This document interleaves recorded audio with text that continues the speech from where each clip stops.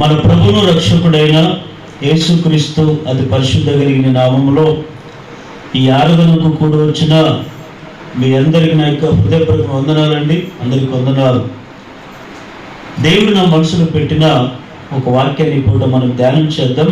చదవండి అందరూ పరిశుద్ధ గ్రంథంలో నుండి 126వ కీర్తన 5వ వచనం 5-6 వచనం చదవండి. 126వ కీర్తన 5-6 వచనాలు. కన్నీళ్లు విడుచుచు విత్తువాడు సంతోష గానముతో పంట కోసెదరు. పిడికెడు విత్తనముల చేత పట్టుకొని ఏడ్చుచు పో విత్తువాడు సంతోష గానము చేయించు పనులను మోసుకొని వచ్చును. అందరూ వినండి శ్రద్ధగా. ఈ కీర్తన రాసినటువంటి ఆయన అంటున్నాడు ఏమని అంటే, కన్నీళ్లు విడుచుచు విత్తువాడు సంతోషముతో పంట కోస్తారు అని. కొంతమంది సంతోషంగా విత్తాలి, సంతోషంగా కోయాలని ఆలోచన చేస్తారు. ఆనందంతో విత్తాలి, ఆనందంతో పంట కోయాలని ఆలోచన చేస్తారు. కానీ వాక్యం ఎప్పుడు అలా చెప్పలేదు. ఒక వ్యక్తికి సంతోషం పుట్టాలి, ఆనందం పుట్టాలి అంటే ఆనందపడినటువంటి వారి జీవితంలో ముందు కన్నీళ్లు విత్తుకోవాలి. ఏం విత్తుకోవాలి? కన్నీళ్లు. చాలామందికి కన్నీళ్లు వస్తాయి. కన్నీళ్లు రాని వ్యక్తులంటే భూమి మీద ఎవరము లేవు.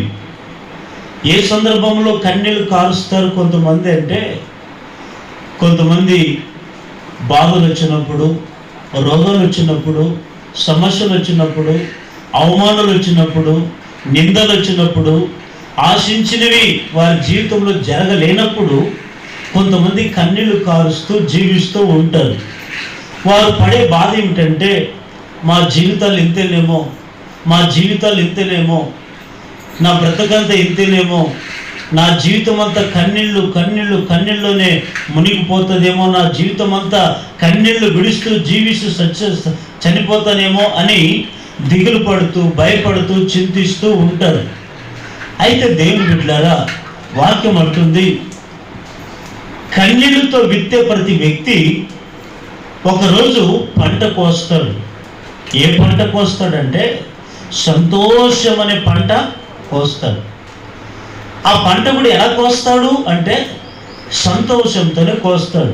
ఎందుకంటే విత్తినది కన్నీళ్లతోనే విత్తుకున్నాం అంటే మీరు అనుకోవచ్చు, పంట అంటే ఏమిటండి, మరి ఎలాంటి పంట అని మీరు అనుకోవచ్చు.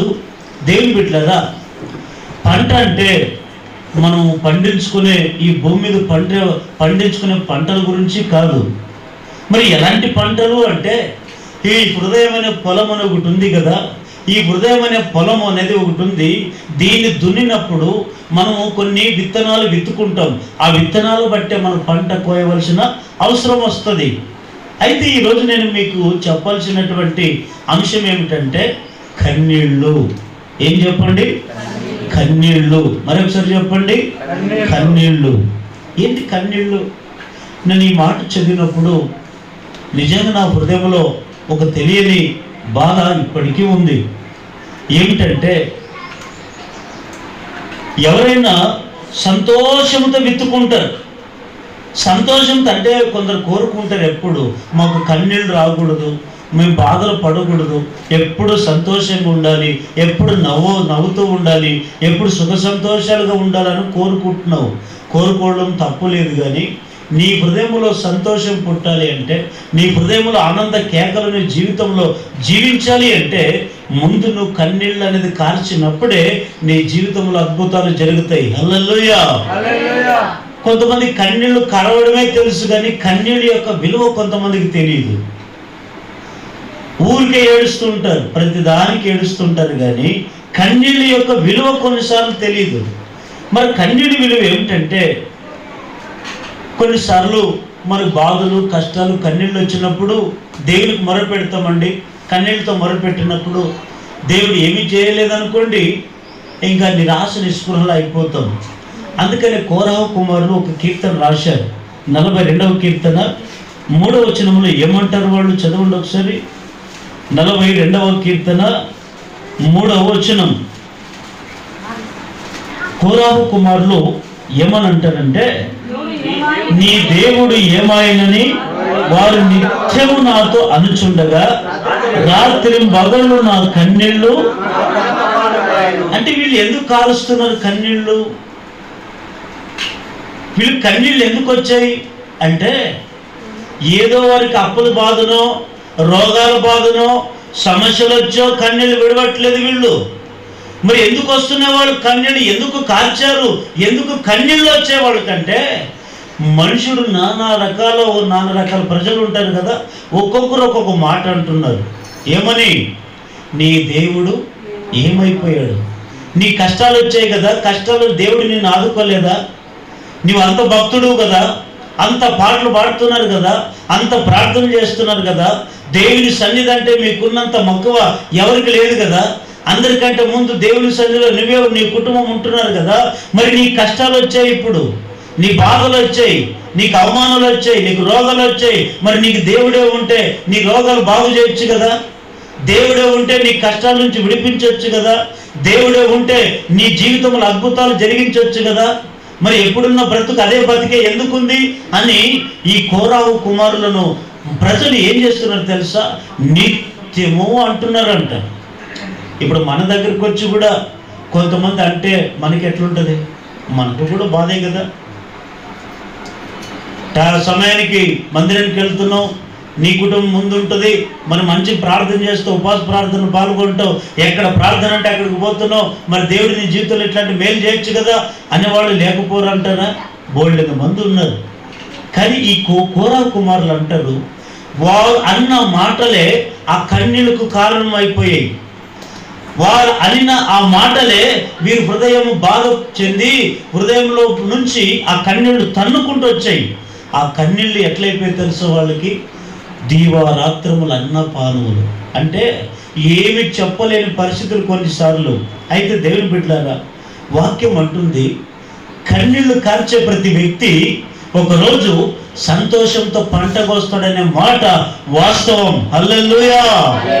కన్నీళ్లు విడిచే ప్రతి వ్యక్తి ఒకరోజు నువ్వు సంతోషంతో పంట కోస్తావు, నిత్య జీవన పంట కోస్తావు ఒకరోజు. అయితే కొంత ఆలస్యం. ఏ వ్యక్తులైనా పంట పొలాలు విత్తినప్పుడు విత్తనం విత్తుకోగానే రేపు మలుస్తుంది అంటారా? మలవదు. అది పెరిగి పెద్దవాళ్ళే ఆ మొక్క అంటే కొన్ని నెలలు పడుతుంది. 3 నెలలు కావచ్చు, 4 నెలలు కావచ్చు. ఆ చేతికి నీకు పంట రావాలంటే అంతవరకు నువ్వేం చేయాలో తెలుసా? ఆ పంటను నువ్వు కన్నీళ్లతోనే, డబ్బులున్నా లేకపోయినా పంటను పండించుకోవాలి. అప్పు చేసి మరి పండించుకోవాలి. ఎందుకు అంటే నీకుండే బాధ అది. ఒకరోజు నీవు ఆ బాధ పడి నువ్వు ఆ కన్నీళ్ళతో ఆ పంట విత్తగలిగితే ఒకరోజు సంతోషంతో నీకు ఆ పంట నీ చేతికి వస్తుంది. చాలాసార్లు వినుకుంటూ వస్తున్నాం కదా. ఒక స్త్రీ బైబిల్ గ్రంథంలో ఆమె దీవారాత్రములు ఏడుస్తూ బ్రతుకుతుంది. ఎవరామె? హన్నా. ఎవరండి? హన్నా.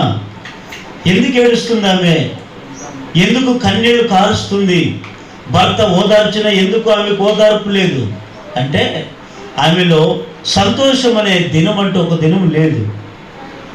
ఎందుకు అంటే ఆమె జీవితం అంతా గొడ్రాల జీవితమేమో, నా బ్రతకంతా ఇంకా నాకు పిల్లలు పుట్టరేమో, నాకు సంతానం కలగరేమో, నా జీవితం అంతా ఇలాగే గడిచిపోతుందేమో, నా జీవితం అంతా ఇలాగే గొడ్రాలుగా నేను చచ్చిపోతానేమో అని కన్నీళ్లతో బాధపడుతూ ఉంది.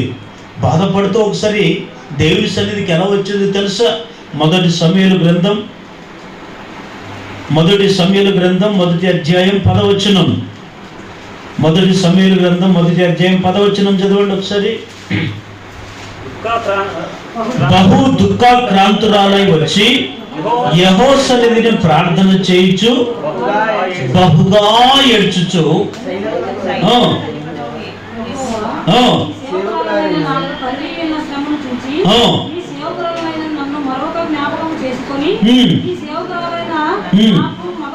మగపిల్లలు దయచేసి నెడల వాని తల మీద క్షౌరపు కత్తి ఎన్నటికి రానియక వాడు బ్రతుకు దినములన్నిటిను నేను వానిని యెహోవాకు నీకు అప్పగింతునని మొక్కుబడి. చూడండి, ఇప్పుడు దేవుని సన్నిధికి ఎట్లొచ్చిందామె? ఎట్లొచ్చింది? సంతోషంతో వచ్చిందా? ఆనందంతో వచ్చిందా? ఎగురుకుంటూ వచ్చిందా? రాలేదు. దేవుని సన్నిధికి ఎట్లొచ్చింది తెలుసా? కన్నీళ్లతో వచ్చింది. బహు దుఃఖక్రాంతురాలై. దుఃఖంలో కూడా రకరకాలు ఉంటాయి. బహు దుఃఖము ఉంటుంది, కొంచెం దుఃఖము. కొంతమంది అంటుంటారు, అయ్యా ఈ బాధలు పడి పడి పడి ఏడుద్దామన్నా మా కంట్లో ఒక చుక్క నీరు కూడా ఎందుకు అంటే, ఈ కన్నీళ్ళు యొక్క విలువ కొన్నిసార్లు మన జీవితంలో మనం అనుకుంటాం, ఇంక మా బ్రతికింతే, మా చింతింతే, మా బాధలు ఇంత అనుకుంటాం.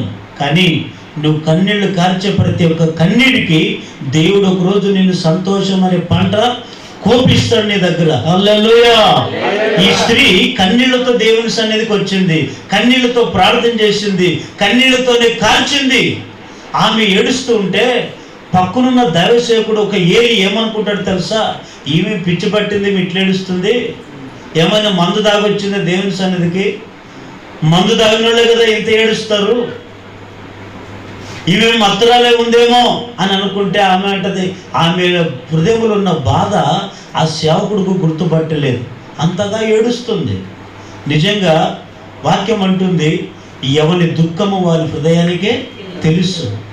మీ దుఃఖము మీ హృదయానికే తెలుసు, నా దుఃఖము నా హృదయానికే.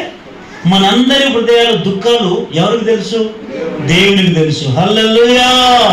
కానీ ఏలి అంటాడు, ఈమె ఏమన్నా మందు దాగొచ్చిందా, మత్తురాలై ఉందా, ఎందుకేం పిచ్చి పట్టిందా, ఇట్లా ఏడుస్తుంది అనుకున్నారు.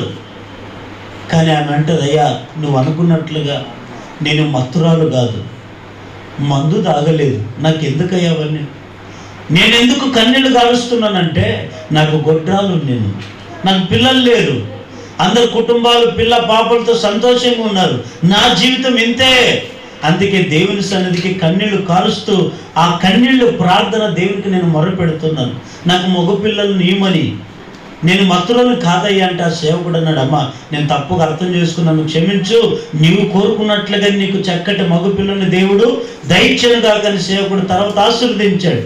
అయితే ఇక్కడ బాగా వినండి, మన కన్నీళ్లు కార్చే ప్రతి కన్నీళ్ళు ఎక్కడుంటే తెలుసా? మీరు అనుకోవచ్చు, ఈ కన్నీళ్ళు కంట్ల నుంచి గారుతాయి కదా, మరి ఈ కన్నీళ్ళని ఎక్కడికి వెళ్తాయి?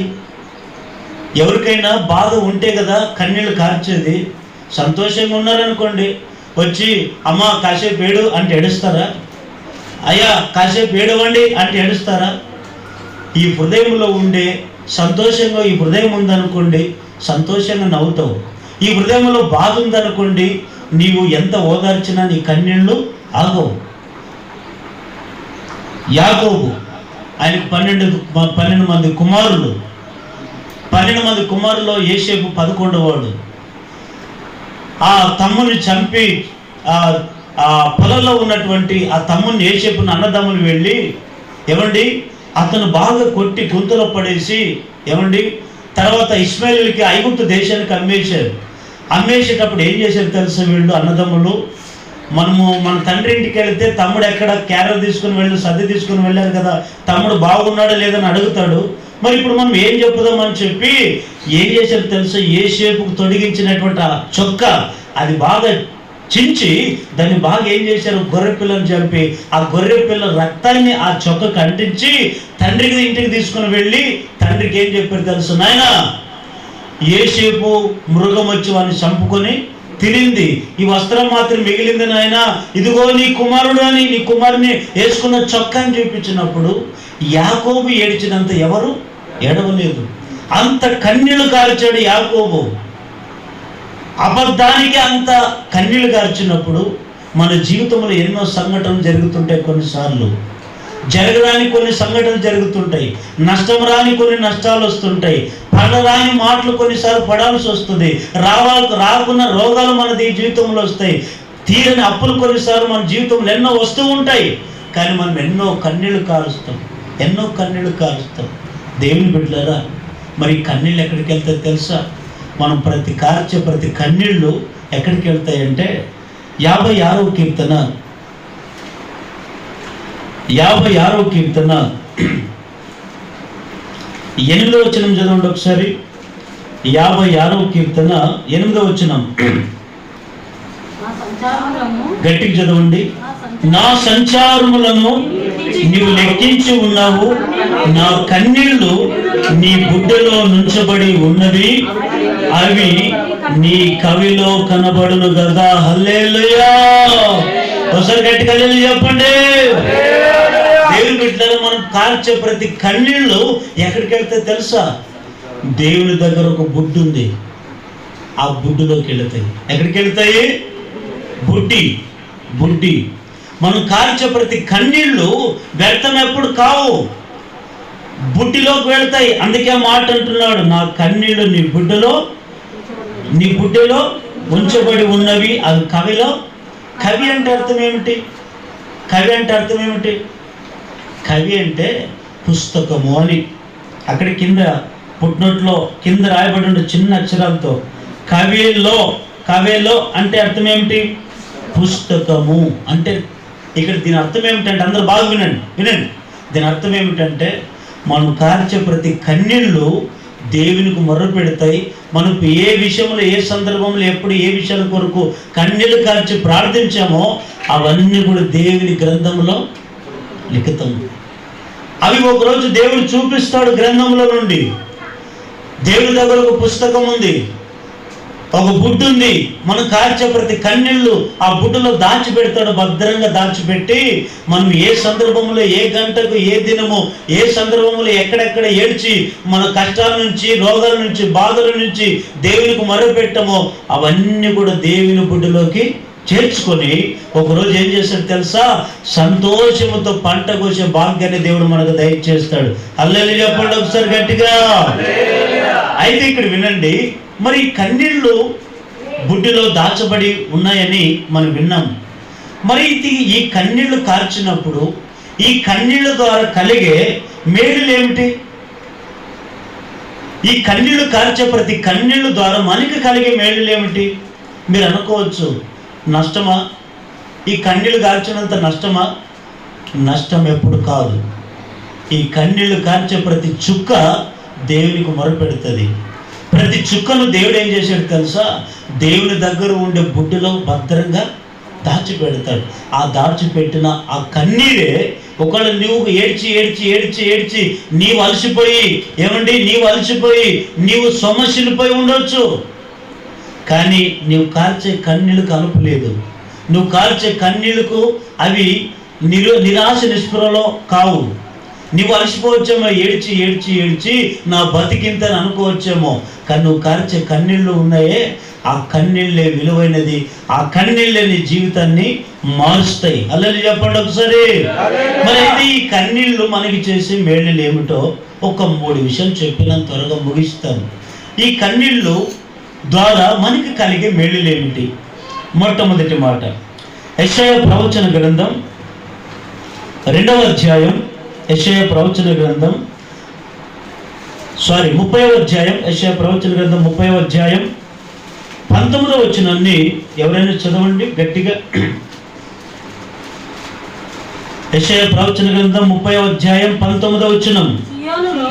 సియోనులో యెరూషలేములోనే ఒక జనము కాపురముండును. జనమా నీవిక నే మాత్రమును కన్నీళ్లు విడువవు, ఆయన నీ మొర విని నిశ్చయముగా నిన్ను కరుణించును, ఆయన నీ మాట వినగానే నీకు ఉత్తరం ఇచ్చునుగాక. హల్లెలూయా. ఒకసారి గట్టిగా చప్పట్లు కొడుతూ గట్టిగా చప్పట్లు కొట్టు. దేవుని బిడ్డలారా, ఈ కన్నీళ్లు కార్చే ప్రతి కన్నీళ్లకు విలువ ఉంది. విలువ లేకుండా ఏ కన్నీళ్లు మన జీవితంలో దేవుడు పెట్టలేదు. మరి ఈ కన్నీళ్లు ద్వారా కలిగే మనకు మేలు ఏమిటో తెలుసా? మొట్టమొదటి మేలు, అందరూ బాగా వినండి. మొదటి మేలు ఏమిటి ఈ కన్నీళ్ళ ద్వారా మనకంటే? మనం ఎప్పుడైతే మన బాధల కొరకు, కష్టాల కొరకు కన్నీళ్లు విడిచి ప్రార్థన చేస్తామో, ఈ కన్నీళ్లు ఎప్పుడైతే దేవుని బుడ్డలో దాచబడి ఉంటాయో, ఆ కన్నీళ్లు మన తరపున మొదలుపెట్టినప్పుడు దేవుడు చేసే మేలేమిటో తెలుసా? దేవుడు అంతవరకు కఠినంగా ఉన్న దేవుడు, అంతవరకు నీ మీద కోపంతో ఉన్న దేవుడు వెంటనే నువ్వు కాల్చే కన్నీళ్ళను బట్టి నీ మీద కనికరం చూపుతాడు.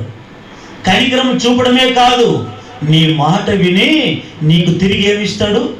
ఉత్తరం ఇస్తాడు. హల్లెలూయా. దేవుని బిడ్డలారా వినండి, ఈ కన్నీళ్ళ యొక్క విలువ ఎంత విలువైనదంటే, నువ్వు కాల్చే ప్రతి కన్నీళ్ళు దేవుని బుడ్డలో నిలబడి ఆ దేవునికి మొరపెడతాయి. కొన్నిసార్లు దేవుడు కొందరి జీవితంలో శోధనలకు అనుమతిస్తాడు, బాధలకు అనుమతిస్తాడు, రోగాలు రావడానికి అనుమతిస్తాడు, కష్టాలు రావడానికి అనుమతిస్తాడు. ఎందుకు అంటే కొన్నిసార్లు మనం ఏం చేస్తామంటే దేవునిని దుఃఖపరుస్తాం. కొన్నిసార్లు కొన్ని సందర్భాల్లో దేవుని కంట్లో నీళ్లు తెప్పిస్తాం. దేవుడు మన గురించి చింతిస్తుంటాడు. దేవుడు కొన్నిసార్లు మన ప్రవర్తన విషయమై చింతిస్తుంటాడు, కన్నీళ్లు కారుస్తుంటాడు. మరి దేవుని కన్నీళ్ళు ఎప్పుడైనా చూసారా? దేవుడు యేసుప్రభు వారు కన్నీళ్లు కార్చినప్పుడు ఎప్పుడైనా చూసామా? చూశారు లేదా? చూడలేదు, కానీ విన్నాం. ఎప్పుడు యేసుప్రభు ఈ లోకంలో ఉన్నప్పుడు కూడా కన్నీళ్లు గార్చాడు. ఆ పరమందున్న తండ్రే కన్నీళ్లు గార్చాడు. ఎప్పుడు? 2 సందర్భాల్లో కారుస్తాడు యేసుప్రభు వారు కన్నీళ్లు. ఓ సందర్భం చెప్పండి. ఎప్పుడు కన్నీళ్లు గార్చినట్లు రాయబడింది? ఎప్పుడు, ఏ సందర్భంలో కన్నీళ్లు విడిచాడు?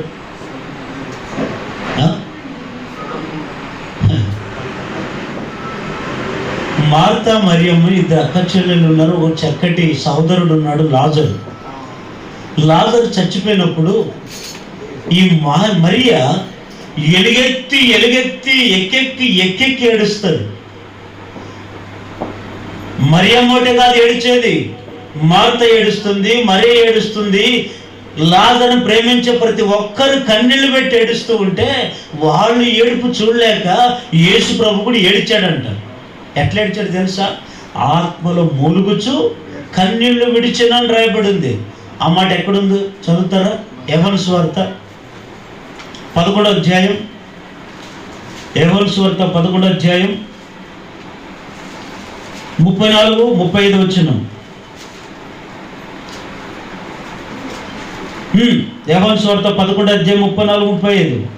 వారు ప్రభువా వచ్చి చూడమని ఆయనతో చెప్పిరి. యేసు కన్నీళ్లు విడిచెను. ఎవరి కొరకు ఏడిచాడు యేసు ప్రభు అని తెలుసా? చనిపోయిన లాజరు గురించి కాదు. ఎవరి గురించి ఏడిచాడు తెలుసా?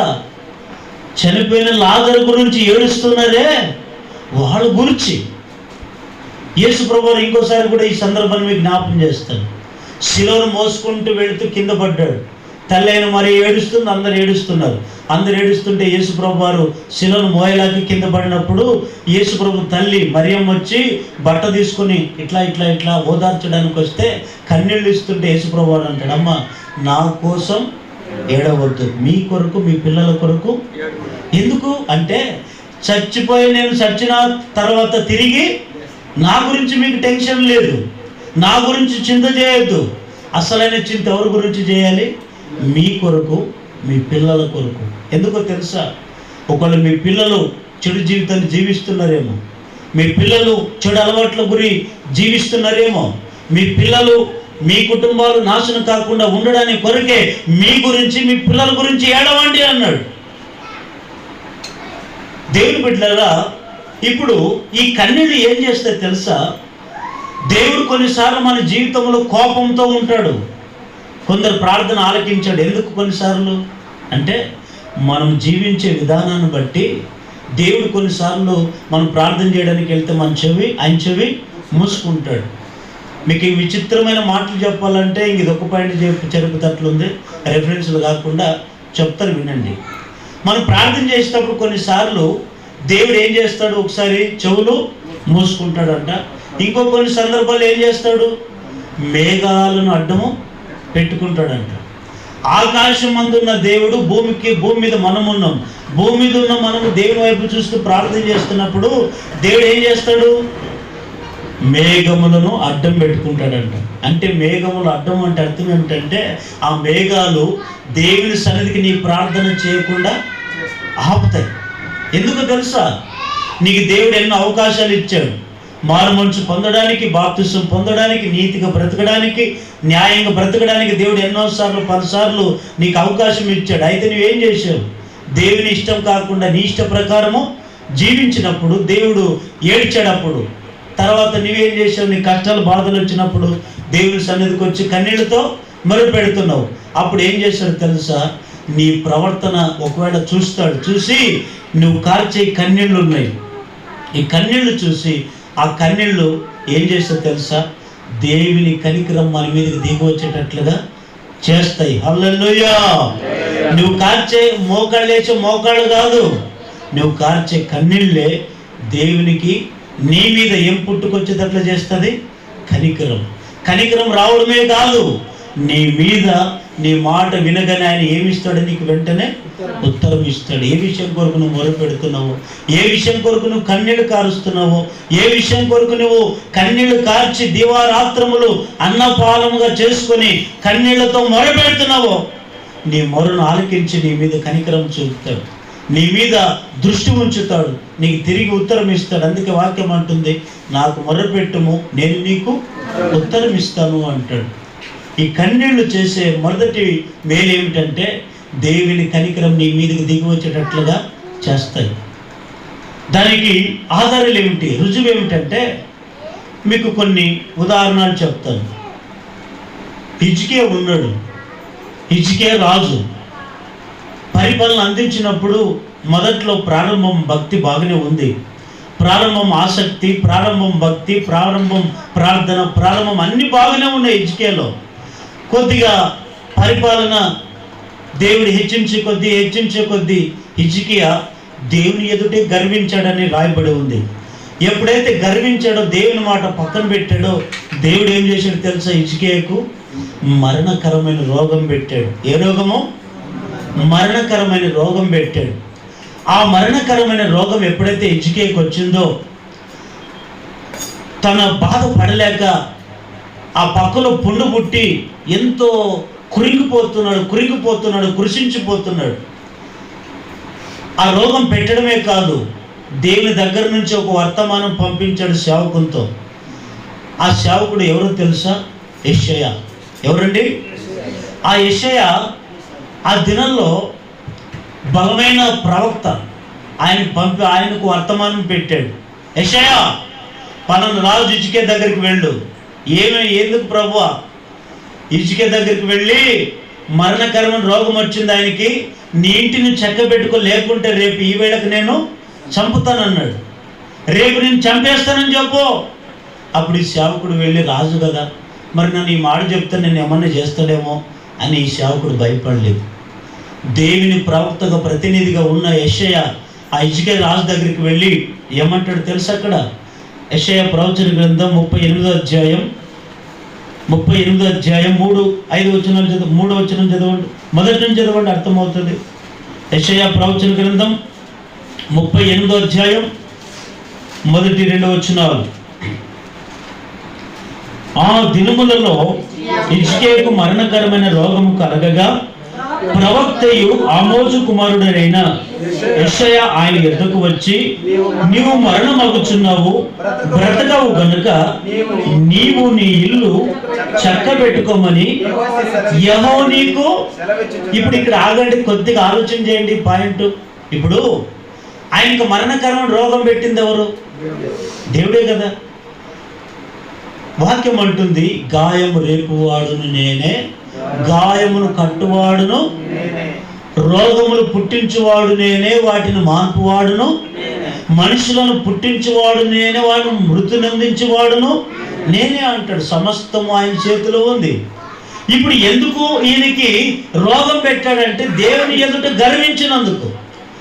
ఆయన వెళ్ళి చెప్పేసరికి అప్పుడు హిజ్కియా చూసుకుందాంలే అన్నాడా? అనలేదు. ఈ సేవకుడు చెప్పిన మాట ప్రతి మాట నిజమవుతుంది కదా అని దేవుని మాటని ఏం చేశాడు తెలుసు? అక్కడ 3వ వచనం ఏమంటాడు?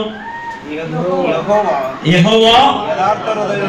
అక్కడ 2వ వచనం చదవండి, ఏం చేశాడు అక్కడ? ఫస్ట్, అతడు తన ముఖమును ఎక్కడ తిప్పుకున్నాడంట?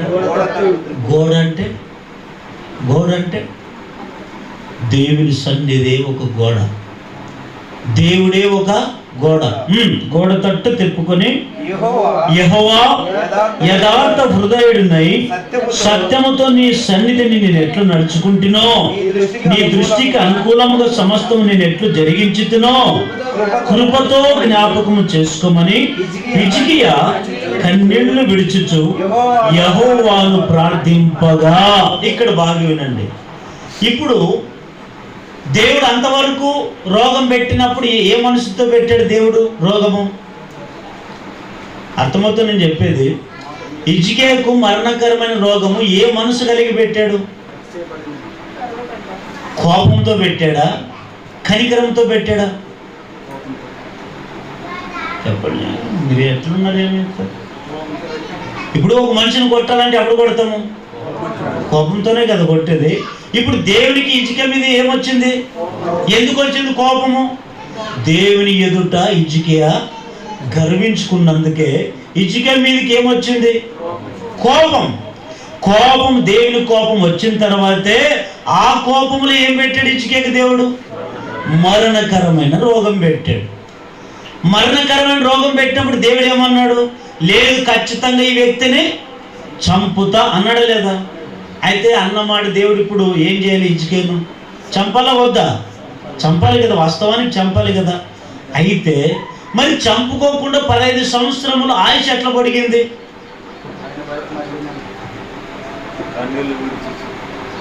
బాగా పాయింట్లో ఉన్నారు, గట్టిగా చెప్పండి. ఇప్పుడు చంపుతానన్న దేవుడు చంపాలి కదా, మరి చంపుకోకుండా మరి ఎందుకు 15 సంవత్సరాలు ఆయుష్ ఇచ్చాడు? మరి ఎందుకు రోగాన్ని బాగు చేశాడు? అంటే హిజ్కియా మధ్యలో ఏం చేశాడు తెలుసా? ఎప్పుడైతే సేవకుడు ఆ మాట చెప్పగానే తన ముఖాన్ని గోడ తట్టు తిప్పుకొని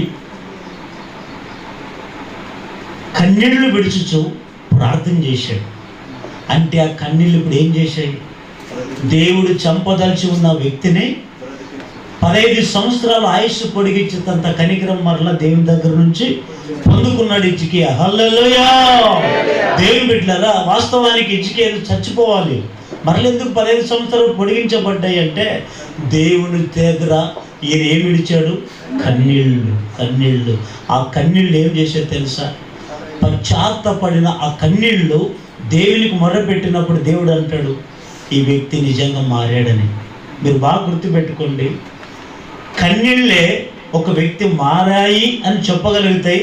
ఈ కన్నీళ్ళే ఒక వ్యక్తి మారలేదు అని చెప్పడానికి రుజువు అవుతాయి. కొంతమంది ఊరికి దొంగేడుపు ఏడుస్తూ ఉంటారు, మామూలు ఏడుపోదు, కన్నీళ్ళు రావు అంటుంటారు. కొంతమంది నిజమైన హృదయాన్ని కుమ్మరించడం అంటే ఏమిటో తెలుసా?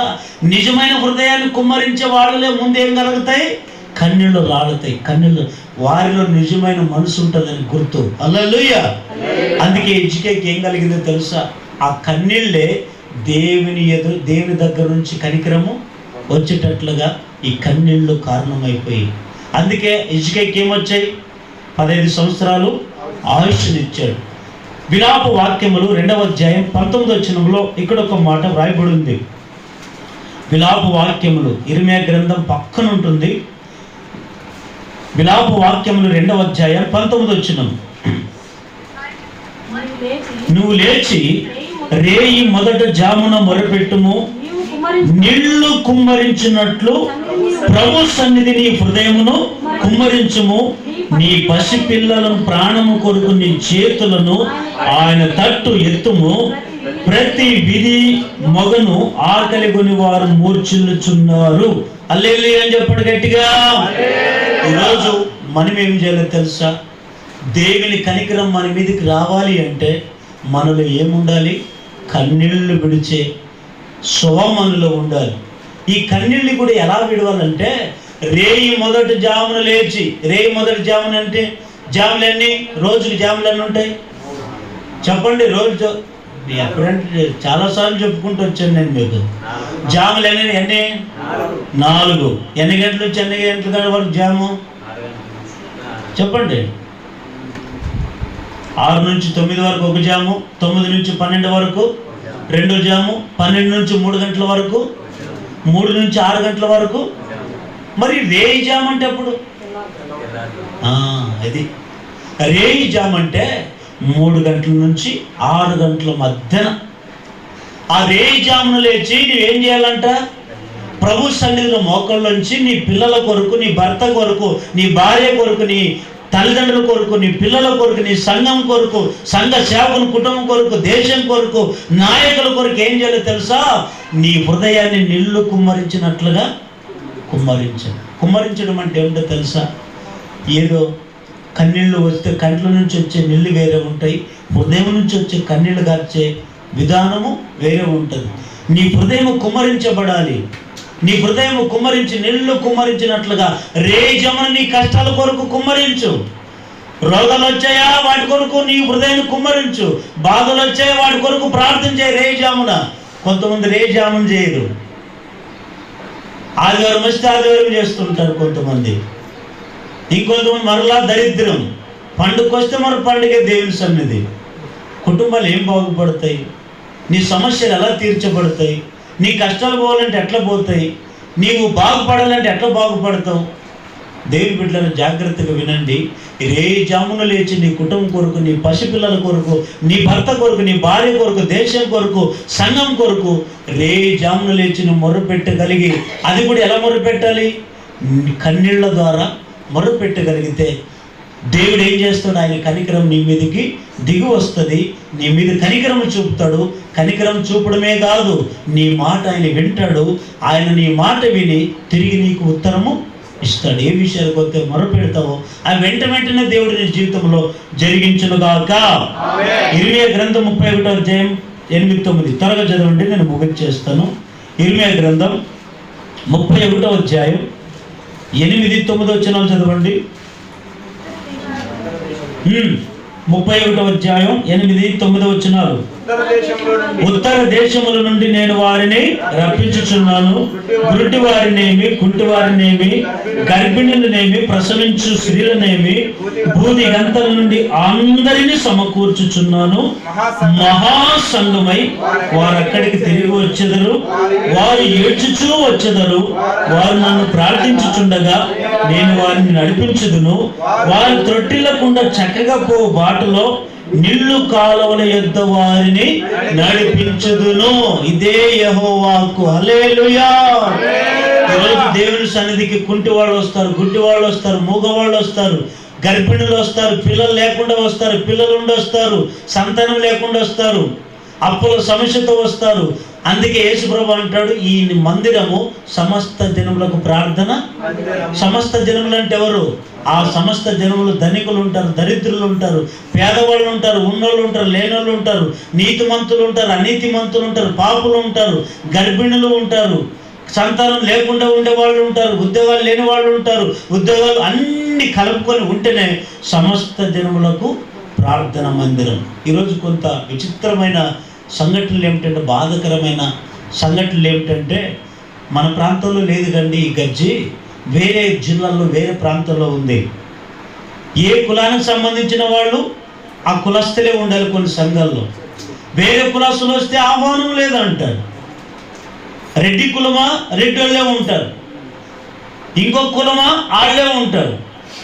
మరి వీళ్ళు దేవుని నమ్ముకున్నాము అంటారు. దేవుడు ఎక్కడైనా కుల మతాలు చెప్పాడా? ప్రభు అంటాడు, ఎవడైనా సంఘములో కుల మతాలు విభేదాలు రెచ్చగొడితే వారిని దేవుని సన్నిధిలో బయటకు త్రోసివేయండి అంటాడు. జాగ్రత్త దేవుని బిడ్డలారా, ఇది మహాసంఘం. ఈ సంఘం ఎలాంటి సంఘం? ఇది మహాసంఘం. అంటే అనేకులు కూడి ఉన్నదే మహాసంఘం. అందుకే ఒకవేళ మనం ఇంటి దగ్గర నుంచి కన్నీళ్లతోనే దేవుని సన్నిధికి మనం వచ్చి ఉండొచ్చు, బాధలతోనే వచ్చి ఉండొచ్చు, ఇబ్బందులతోనే వచ్చి ఉండొచ్చు. నువ్వు ఏ బాధతో వచ్చావో దేవుడు నిన్ను చూస్తున్నాడు కనుక ఈ పూట నీతో మాట్లాడుతున్నాడు. నువ్వు కన్నీళ్లతో వచ్చిన నిన్ను ఏం చేస్తాడు తెలుసా? ఆ కన్నీళ్లతో విత్తై నీ ప్రార్థన ఉందే, ఒకరోజు ఇంతవరకు నువ్వు కన్నీళ్ళు కార్చేవేమో, నా దేవుడి సంవత్సరమును నీ జీవితంలో అద్భుతం చేయబోతున్నాడు. ఎంతగా నువ్వు ఏ విషయాలు బట్టి నువ్వు కన్నీళ్ళు విడిచావో ఆ కన్నీళ్లతో ఈ విత్తనము ఒకరోజు సంతోషంతో నువ్వు పంట కోస్తావు. ఏ విషయం కొరకు నువ్వు మొరపెట్టావో, ఏ విషయం కొరకు నువ్వు కన్నీళ్లు విడిచావు దీవరాత్రములు, ఆ కష్టాలన్నీ ఆటంకాలని నా దేవుడు తొలగించునుగాక.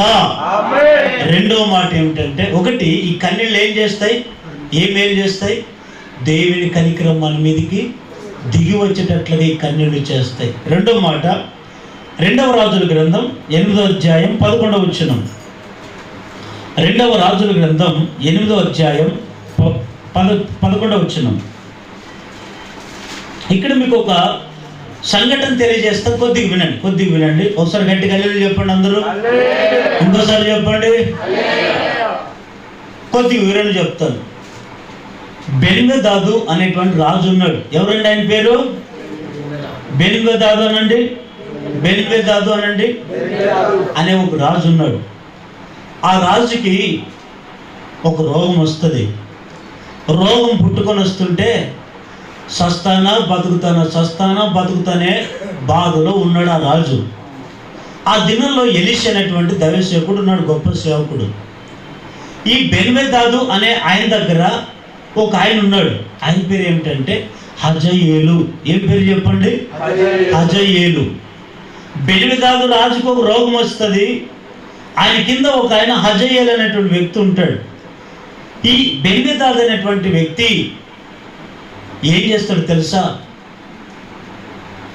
ఎలీషా దగ్గరికి ఒక వ్యక్తిని పంపిస్తాడు. ఏమని పంపిస్తాడు తెలుసా? చదవండి అక్కడ 7వ వచనం చదవండి. 7వ వచనం. ఎలీషా దమస్కునకు వచ్చెను. ఆ కాలమున సిరియా రాజు అయిన బెన్హదదు రోగి అయి ఉండి దైవజనుడైన అతడు ఇక్కడికి వచ్చి ఉన్నాడని తెలుసుకుని హజయేలును పిలిచి, నీవు ఒక కానుకను చేత పట్టుకుని దైవజనుడైన అతనిని ఎదుర్కొనబోయి, ఈ రోగము పోయి నేను బాగుపడుదునా లేదా అని అతని ద్వారా యెహోవా యొద్ద విచారణ చేయమని ఆజ్ఞ ఇచ్చి పంపెను. కాబట్టి హజయేలు దమస్కులో మంచి వస్తువులన్నిటినీ 40 ఒంటెలను మోతెంత కానుకను తీసుకుని అతన్ని ఎదుర్కొనబోయి అతని ముందర నిలిచి, నీ కుమారుడు సిరియరాజు అయిన బెన్హదదు నాకు కలిగిన రోగం పోయి నేను బాగుపడుదునా లేదా అని నిన్ను అడగగా, నిన్ను అడుగుటకు నన్ను పంపినని చెప్పాను. అప్పుడు ఎలీషా, నీవు అతని యొద్దకు పోయి నిశ్చయముగా నీకు స్వస్థత కలగవచ్చునని చెప్పుము, అయినప్పటికీ అతనికి అవశ్యముగా మరణము సంభవించునని యెహోవా నాకు తెలియజేసెను. ఇక్కడ బాగా వినండి అందరూ, ఒకసారి గట్టిగా హల్లెలూయా చెప్పండి. ఈ మాట వెరీ వెరీ వెరీ ఇంపార్టెంట్, అందుకే బాగా జాగ్రత్తగా వినమని చెప్తున్నాను. ఇప్పుడు రోగం వచ్చింది ఎవరికి? నేను అడుగుతున్న ప్రశ్నకు సమాధానం చెప్పండి. రోగం వచ్చింది ఎవరికి? బెన్హదదు అనే రాజుకి. ఆ రాజు ఎవరు? సిరియా రాజు. ఇప్పుడు అతనికి రోగం వస్తే ఎవరిని పంపించాడు సేవకుని దగ్గరికి? అతనితో ఉన్నటువంటి హజయేలు అనే వ్యక్తిని ఎక్కడికి పంపించాడు? ఎలీషా అనే దైవసేవకుడి దగ్గరికి పంపించాడు. ఎందుకు పంపించాడు? ఏమని చెప్పి పంపించాడు అంటే, ఇదిగో హజయేలు, నాకు ఈ రోగం వచ్చింది కదా, నేను బాగు మనుషున్నా, అవి బయటకు పెట్టు, ఆ లోపల పెట్టావు, అవి ఉన్నాయి కదా అవి అన్న అంతుంటే. హల్లెలూయా చెప్పండి. ఇంకోసారి చెప్పండి గట్టిగా. ఆయన అంటాడు కదా, ఏమని చెప్పి పంపించాడు? నాకు పలానా రోగం వచ్చింది, బాగా అవుతానా లేదా ఆ సేవకుని చెప్పి నన్ను అడిగి తీసుకోరా, కబురు తీసుకోరా అని చెప్పి పంపిస్తే హజయేలు వచ్చాడు. ఎలీషా గారికి అంటాడు, అయ్యా పలానా రాజు ఉన్నాడయ్యా, అక్కడ పెట్టు పలానా రాజు ఉన్నాడయ్యా, ఆ రాజు దగ్గరికి పలానా రాజుకు రోగం వచ్చిందయ్యా, రోగం బాగా అవుతుందా లేదా అని అడగమంటున్నాడు, మరి బాగా అవుతుందా లేదా అని అడిగాడు. అప్పుడు ఎలీషా ఏమంటాడు? అతనికి రోగం బాగవుతుంది కానీ అతను బతకడు. ఇది ఎంత విచిత్రమైన మాట కదా, ఇది ఎంత బాధకరమైన మాట కదా.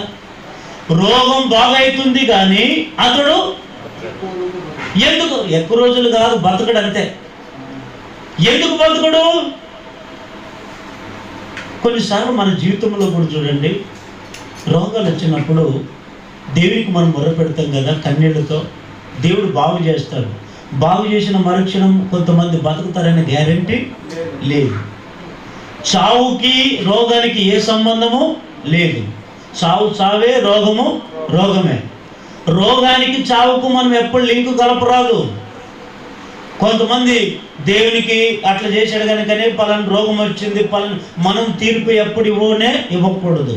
తీర్పు ఇవ్వడానికి దేవుడు మనల్ని భూమి మీదకి పుట్టించలేదు. తీర్పు ఇచ్చేది దేవుడు. ప్రార్థన చేసేది మనం. అయితే ఇక్కడ వినండి, ఈ వ్యక్తి అంటాడు, అయ్యా మా రాజుకి రోగం బాగవుతుందో బాగుకాదా అంటే ఆయన అంటాడు, రోగం బాగవుతుంది కానీ అతడు బతకడు. ఎందుకు బతకడు అంటే అక్కడ 11వ వచనం చదవండి. ఇప్పుడు హజాయేలు ముఖము చిన్నబోనంత వరకు ఆ దైవజనుడు అతన్ని తేరి చూచుచు కన్నీళ్లు రాల్చెను. హజాయేలు, నా ఏలిన వాడవైనా నీవు కన్నీళ్లు రాల్చదవేమి అని అతనిని అడగగా ఎలీషా ఇలాగు ప్రత్యుత్తరం ఇచ్చాను, ఇశ్రాయేలు వారులను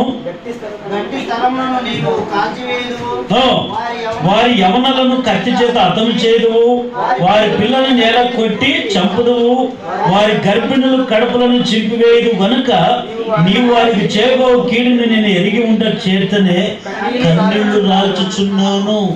ఎంత విచారకరమైన మాట అండి.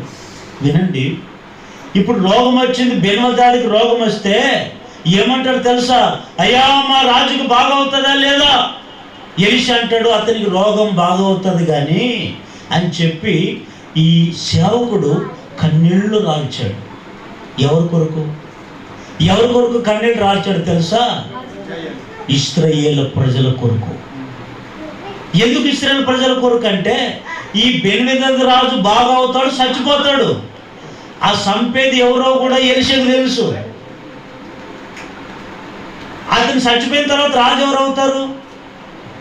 బెన్హదదు రాజు చచ్చిపోయిన తర్వాత రాజు ఎవరు అవుతారు? నెక్స్ట్ ఈ హజాయేలు అనే వ్యక్తే. ఇతను రాజు అయితే ఏం చేస్తాడు? ఇశ్రాయేలు ప్రజల్లో ఉండే వారిని గర్భిణులు చంపుతాడు, పసిపిల్లను బండికేసి కొట్టి చంపుతాడు, క్రూరమైన వ్యక్తికి బతుకుతాడు. అందుకే ఇప్పుడు ఎవరిని బట్టి అక్కడ ఎవరిని బట్టి ఏడుస్తున్నాడు, కన్నీళ్ళు కాలుస్తున్నాడు ఎలీషా? బెన్హదదు రాజును బట్టే, హజాయేలును బట్టే? మీకు అర్థమవుతుందా నేను చెప్పేది? అర్థమవుతుందా లేదా? ఇంకోసారి చెప్పమంటారా? అర్థం కాలేదు కదా, మరొకసారి చెప్తాను నేను. బాగా వినండి. ఒకసారి 2 చేతులు ఎత్తండి. ఇప్పుడు అలాగే చెప్పండి. ఇది ఒక్క మాట చెప్పి ముగిస్తాలే నేను కూడా. ఇప్పుడు రోగం వచ్చింది ఎవరికి? బెన్హదదు. నోళ్ళు తెరవండి. ఎవరు? బెన్హదదు. ఇప్పుడు బెన్హదదుకు రోగం వస్తే ఆయన పక్కన ఎవరున్నారు? హజాయేలు అనే వ్యక్తి ఉన్నాడు. ఇప్పుడు బెన్హదదు రాజు చచ్చిపోతే కూడా రేపు పొద్దున పట్టాభిషేకం చేసేది ఎవరు? హజాయేలే కదా. ఇప్పుడు రోగం వచ్చినటువంటి ఈ హజాయేలుని ఎక్కడికి పంపిస్తాడు? ఎలీషా దగ్గరికి కబురు పెట్టి కనుక్కోరాపని సమాచారం కనుక్కోవడానికి పంపిస్తాడు. ఏం సమాచారం కనుక్కోవడానికి? బెన్హదదు రాజు రోగం బాగవుతుందా లేదా అని కనుక్కోవడానికి పంపిస్తే ఆయన ఏమన్నాడు హజాయేలుతో? బాగవుతుంది కానీ మీ రాజు బతకడు అన్నాడు. ఎందుకన్నాడు ఆ మాట అని? ఏం చేశాడు? కన్నీళ్లు రాల్చాడు. ఎవరిని చూసి? హజాయేలుని చూసి. హజాయేలుని చూసి కన్నీళ్లు ఎందుకు రాల్చాడంటే ఈ బెన్హదదు రాజుని చంపేది ఎవరు? హజాయేలే. హజాయేలు చంపి తర్వాత రాజు పట్టాభిషేకం చేసుకుంటాడు. ఈ బెన్హదదు రాజు ఉన్నంత వరకు ఆయనకు రోగం ఎందుకు వచ్చిందో అక్కడేం పెద్ద సమస్యలు ఏం లేవు, అక్కడేం రాయబడలేదు. కానీ ఇప్పుడు ఈ హజాయేలు గురించినే ఇతను కన్నీళ్ళు. అంటే అక్కడ ఇశ్రాయేలు ప్రజలకు కీడు జరుగుతుందని ముందే ఎవరికి తెలుసు?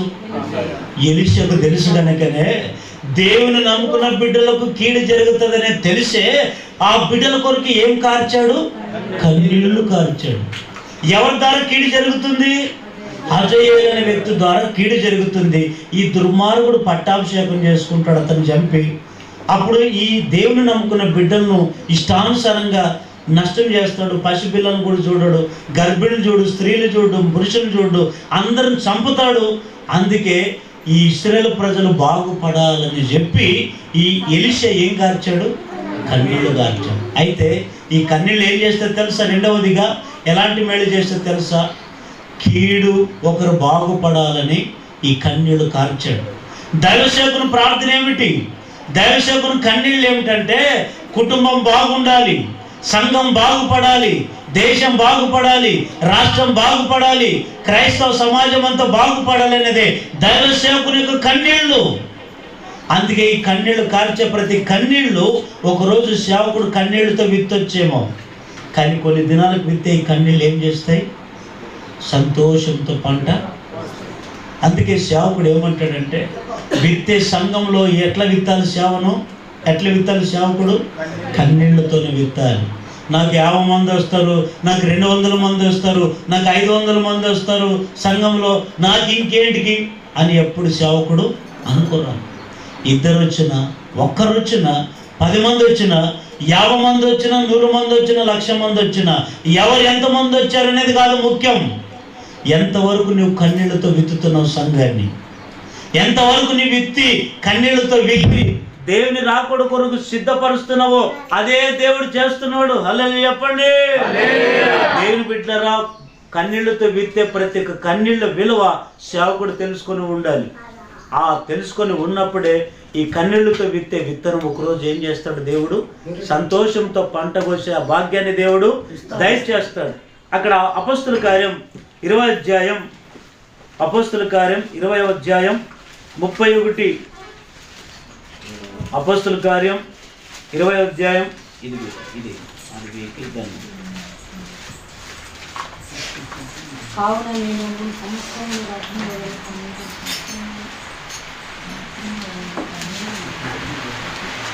చదవండి ఇప్పుడు. కావున 3 సంవత్సరములు రాత్రింబవళ్ళు కన్నీళ్లు విడుచుచు ప్రతి మనిషికి మానక బుద్ధి చెబుతునని మీరు జ్ఞాపకము చేసుకుని మెలుగుగా ఉండండి. ఇక్కడ బాగా వినండి. ఇప్పుడు పౌలు గారు ఏమిటితో చెప్తున్నాడు? బాధతో చెప్తున్నాడా, సంతోషంతో చెప్తున్నాడా? 3 సంవత్సరాలు రాత్రింబగలు చెప్తున్నాడు. ఏమిడుస్తూ? కన్నీళ్లు విడిచి చెప్తున్నాడు అందరికీ. సంఘస్థులారా, సంఘమా, నేను మీకు కన్నీళ్లు విడిచి ఎందుకు చెప్తున్నాను తెలుసా? సంఘం బాగుపడాలని, సంఘం అభివృద్ధి చెందాలని, సంఘము అభివృద్ధిలోకి దేవుడు నడిపించాలని, సంపూర్ణలోకి నడవాలని ఎందుకు కన్నీళ్లు విడిచి ఆయన చెప్తున్నాడంటే, అక్కడ 28వ వచనం చదవండి. 28వ వచనం పైన, దేవుడు తన స్వరక్తమిచ్చి సంపాదించిన ఈ సంఘమును కాయటకు పరిశుద్ధాత్మ మిమ్మల్ని దేవుని యందు అధ్యక్షునిగా ఉంచెను. ఆ యావత్తు మందను గూర్చి మీ మట్టుకు మిమ్మల్ని గూర్చి జాగ్రత్త పడుడి. ఎందుకు పడాలి? నేను వెళ్ళిపోయిన తర్వాత క్రూరమైన తోడేళ్ళు మీలో ప్రవేశించిన నాకు తెలియను. వారు మందను కనికరింపరు మరియు శిష్యులను తమ వెంట ఈడ్చుకొని పోవాలనని వంకర మాటలు పలుకుచు మనుషుల్లోని మీలోనే బయలుదేరుతారు. ఎందుకు ఈ మాట చెప్తుంటే తెలుసు? కన్నీళ్లతో. నేను ఉన్నంత వరకు సంఘం బాగుంటది, నేను ఉన్నంత వరకు ఈ సంఘం చక్కగా ఉంటది. నేను వెళ్ళిపోయిన తర్వాత మీలోనే ఎవరు పుడతారు? క్రూరమైన తోడేళ్ళంటి మనుషులు. వీళ్ళు ఎట్లాంటి వాళ్ళు అంటే వంకర మనుషులు. వీళ్ళు ఎట్లాంటి వాళ్ళు అంటే వంకర లాంటి మనుషులు. హల్లెలూయా చెప్పండి. వంకర మాటలు చెప్పి సంఘాన్ని కలిపి చెడిపే వాళ్ళు ఉంటారు. అందుకే రాత్రింబవళ్ళు కన్నీళ్ళు విడిచి చెబుతున్నాను అంటాడు. దేవుని బిడ్డలారా, సేవకుడు ఎందుకు కాలుస్తున్నాడు కన్నీళ్ళు అంటే, కన్నీళ్ళు ఎందుకు అంటే మన జీవితాలు బాగుపడ్డాను కొరకు, సంఘం బాగుపడ్డాను కొరకు. ఎందుకు తెలుసు? ఆనాడు ఎలీషా ఎవరు బాగుపడాలని కన్నీళ్లు కార్చాడు? ఇశ్రాయేలు ప్రజలు బాగుపడాలని. ఇశ్రాయేలు ప్రజలంటే దేవుని నమ్ముకున్న బిడ్డలు. ఇప్పుడు ఈ దినంలో కూడా సేవకుడు ఎందుకు కారుస్తున్నాడు తెలుసా? సంఘం బాగుపడాలని, సంఘస్థులు బాగుండాలని, కుటుంబాలు బాగుండాలని ఆ కన్నీళ్లు విడిచి చెప్తున్నాడు ఆయన. అక్కడే 2వ కొరింథీయులకు రాసిన పత్రిక 2వ అధ్యాయం 1-4 వచనాలు చదవండి త్వరగా ముగించుకుందాం. 2వ కొరింథీయులకు రాసిన పత్రిక 2వ అధ్యాయం 1వ వచనం చదవండి. 2వ అధ్యాయం 1వ వచనం. ఎట్లంట? దుఃఖముతో మీ యొద్దకు తిరిగి రానని నా మట్టుకు నేను నిశ్చయించుకుంటుని, నేను మిమ్మును దుఃఖపరిచినడలా నా చేత దుఃఖపరచబడి వారు తప్ప మరి ఎవరినో సంతోషపరచును. నేను వచ్చినప్పుడు ఎవరి వలన నేను సంతోషం పొందదగినో వారి వలన నాకు దుఃఖము కలగకుండా వలెనని ఈ సంగతులు మీకు రాసితిని, మరియు నా సంతోషము మీ అందరి సంతోషమని మీ అందరి యందు నమ్మకం కలిగి ఇలాగ రాసితిని, మీకు దుఃఖము కలగవలెనని కాదు గాని మీ ఎడల నాకు కలిగి ఉన్న అత్యధికమైన ప్రేమ మీరు తెలుసుకునవలెనని నిండు శ్రమలలోను మనోవేదనతోను ఎంతో కన్నీళ్లు విడిచుచు మీకు. ఈయన పౌలు గారు ఏం బాధ? పౌలు గారికి ఎందుకంత కన్నీళ్ళు అంటే, ఏమండి, తను కష్టపడి విత్తుకునే ఆ సంఘం ఉందే, ఆ సంఘం ఒక రోజు నుండి, సంవత్సరం నుండి, 2 సంవత్సరాల నుండి పాడైపోయే సంఘం కాదు. తాను ఉన్న లేకపోయినా దేవుని కొరకు నిలబడే సంఘం. ఆ సంఘం అంటే ప్రజలు ఎట్లుండాలో తెలుసా? ఎందుకు రాస్తున్నాడు దుఃఖంతో అంటే, నేను మిమ్మల్ని ఎందుకు బాధ పెడుతున్నాను తెలుసా? నేను మిమ్మల్ని ఎందుకు పత్రికల ద్వారా మిమ్మల్ని హెచ్చరిస్తున్నాను తెలుసా? మీరు బాగుపడాలని. మిమ్మల్ని గద్దించి చెప్పినా, మిమ్మల్ని బాధపరిచి కొన్ని మాటలు చెప్పినా, ఏమండి, మీరు బాగుపడాలనే కాదు, నేను బాగుపడాలని కానే కాదు. మీరు సంతోషంగా ఉంటే మేము సంతోషంగా ఉంటాం. మీరు బాగుపడితే నేను బాగుపడతాను. కానీ మీరు చెడిపోతే నేను. చూడండి ఎంత భారమో సేవకునికి కదా. అందుకే వాక్యం అంటుంది, కన్నీళ్లు విడిచుచు విత్తువాడు సంతోషంతో పంట కోస్తాడు. ఒకవేళ ఈ కన్నీళ్ళు విలువ ఏమిటంటే, ఒకటి, ఈ కన్నీళ్ళు మనం ప్రతి కన్నీళ్ళు ఎక్కడుంటాయంట? దేవుని దగ్గర ఉన్న బుడ్డిలో. మరి ఎక్కడ కనబడతాయి? ఇవి పుస్తకంలో కనబడతాయి. మరి కన్నీళ్ళు కార్చే ప్రతి కన్నీళ్ళు అవి మనకి చేసే మేలులు ఏమిటి? మొదటి మాట, ఏం మేలు చేస్తుంది? దేవుని కనికరం మన మీదకి దిగి వచ్చేటట్లుగా చేస్తాయి. రెండవది, అందరూ బాగుపడాలని మేలు చేస్తాయి. మూడవది ఏమిటంటే, చివరి మాట, మూడవది ఏమిటంటే, తర్వాత చదువుకోండి మీరు, లూకాసు సువార్త 7వ అధ్యాయం 38వ వచనంలో అక్కడ ఏమని రాయబడిందంటే, ఒక స్త్రీ అత్తరు బుడ్డి తీసుకొని కన్నీళ్లు విడిచి ఎక్కడికి వెళ్ళింది? యేసు ప్రభు దగ్గరికి వెళ్ళి పాదాల దగ్గర ఏం కడుగుతుంది? ఎట్లా కడుగుతుంది? ఏ నీళ్ళతో చెప్పండి? ఏ నీళ్ళతో? కన్నీళ్లతో పాదాలు కడుగుతుంది. అంటే దాని అర్థం ఏమిటంటే, ఈ కన్నీళ్ళు చేసే మరొక మేలు ఏమిటంటే, మనం చేసే ప్రతి పాపాన్ని కన్నీళ్ళు కడుగుతాం. ఏ పాపంలో మనం మునిగి తేలేమో, ఏ శాపంలో మనం జీవిస్తున్నామో, కన్నీళ్లు విడిచి దేవుని సన్నిధిలో కన్నీళ్లతో నీవు రాల్చగలిగి పశ్చాత్తాపడి ఒప్పుకొనగలిగితే, విడిచిపెట్టగలిగితే, నా దేవుడు నీ పాపములన్నీ క్షమిస్తాడు. ఆ స్త్రీ ఆ కన్నీళ్ళతో వెళ్ళి, ఆ కన్నీళ్ళు, ఇప్పుడు పాదాలు కడుక్కున్నాలంటే ఎన్ని నీళ్ళు కావాలి? ఇప్పుడు పాదాలు కడుక్కున్నాలంటే ఎన్ని నీళ్ళు కావాలి చెప్పండి? మన లెక్కలు చెప్పండి. ఒక్కొక్కరికి ఒక్కొక్క కడువు నీళ్ళైనా తక్కువ వస్తుంటుంది. దిక్కింది కళ్ళు. మరి ఆ స్త్రీకి అన్ని నీళ్ళు, మామూలు ఏడవాలంటే ఏడిస్తే అన్ని నీళ్ళు రావచ్చు, మినిమం ఒక అర్ధం గ్లాసుకు రావచ్చు, అంతేనా? ఎంత ఎక్కువ బాధ ఉంటే ఒక గ్లాసుకు రావచ్చు అనుకోండి. ఈ స్త్రీ చూడండి, కన్నీళ్ళతో బాధలు కడిగిందంటే మరి ఎంత బాధ ఉందో, ఎంత దుఃఖం ఉందో. ప్రజలకి ఏం తెలుసు? ఆమె ఒక శాడిస్ట్ అంటారు, ఆమె పనికి మారింది అన్నారు. లోకానికి చులుకోయే కావచ్చు, కానీ ఆమె హృదయంలో ఉండే గుండె లోతు భారాన్ని ఎవరు చూశారు తెలుసా? ప్రభు అయిన యేసుక్రీస్తు చూశారు, కానీ మనుషులు చూడలేదు. మనుషులు ఒకవేళ ఏదో చిన్న పొరపాటు చేస్తే మరింత 4 మాటలు చెప్పి నేను చెడ్డలు చేయొచ్చేమో, కానీ యేసయ్య ఏం చేస్తాడో తెలుసా? నీవెంతటి ఘోరమైన పాపినైనా సరే యేసు ప్రభు దగ్గరికి వచ్చి కన్నీళ్లతో పాదాలు కడగగలిగితే, కన్నీళ్లతో ఆయన నీ హృదయాన్ని కుమ్మరించి పాపాన్ని ఒప్పుకొని విడిచిపెట్టగలిగితే, దేవుడు ఏం చేస్తాడు తెలుసా? ఏం చేస్తాడు? నీ పాపములన్నీ క్షమిస్తాడు. పాదాలకి ఎందుకు అడిగింది అంటే, యేసు ప్రభు వారు పాపాన్ని జయించాడు కనుక పాపాన్ని ఎక్కడ దాచుకున్నాడు? ఆయన పాదాల కింద దాచుకున్నాడు. ఇప్పుడు ఆమె చేసిన పాపం అంతా ఎక్కడ దాచుకోవాలి? యేసు ప్రభు వారు ఆయన పాదాల కిందకు తొక్కాలి. తొక్కడాన్ని అంటే పాదాలు గడగాలి. పాదాలు గడిగినప్పుడే నీ పాపం అంతా తుడిచివేయబడుతుంది, నీ పాపం అంతా క్షమించబడుతుంది.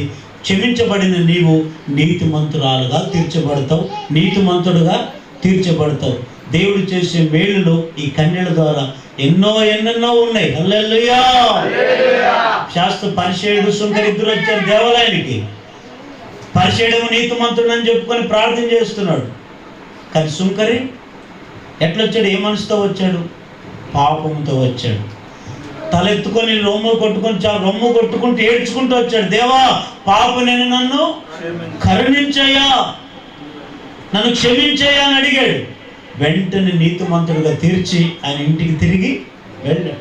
ఈరోజు మనం కార్చే ప్రతి కన్నీళ్ళు ఎప్పుడు వ్యర్థము కావు. ఈ కన్నీళ్ళు, ప్రతి ఒక్క కన్నీళ్ళు దేవుని గుడ్డలో నిలిచి ఉంటాయి. ఆ కన్నీళ్ళే దేవునికి మొర్రపెట్టిన ఆ కన్నీళ్ళు నీ జీవితంలో చేసిన మేళ్ళు ఏమిటో తెలుసా? ఒకటి, దేవుడు అంతవరకు నీ మీద కోపం ఉన్న దేవుడు నువ్వు కన్నీళ్ళు రాల్చగానే నీ మీదకి ఏం చూపిస్తాడు? కనికరం చూపించి నీకు ఉత్తరం ఇస్తాడు. రెండవది, నిన్ను బాగు చేస్తాడు.